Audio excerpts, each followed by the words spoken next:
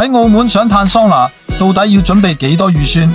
今日大雄一條片同兄弟們講清，即刻揾大雄攞份桑拿攻略，然後點讚收藏。祝各位兄弟入到桑拿房一次清晒貨。如果你預算唔夠2張，選擇就真係好少，體驗都麻麻，所以大雄一般唔建議。難得咗一次澳門，梗係要食好啲啦。覺得我講啱嘅兄弟，俾個 like。預算3張左右，選擇即刻多好多。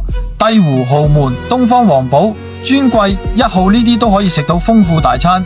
仲有極品海旋、晉匯、金龍18御桑拿都唔錯。想食西餐，預算就要升到5張左右。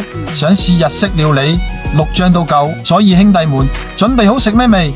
有啲兄弟肚餓耐啲，想一次食2餐，4張左右。越南河粉都安排到。想試高端美食，預算再升一個 level 啦。喺澳門桑拿揾大雄安排，全澳亞爾法專車接送，服務態度冇得彈，體驗正到爆，一世難忘。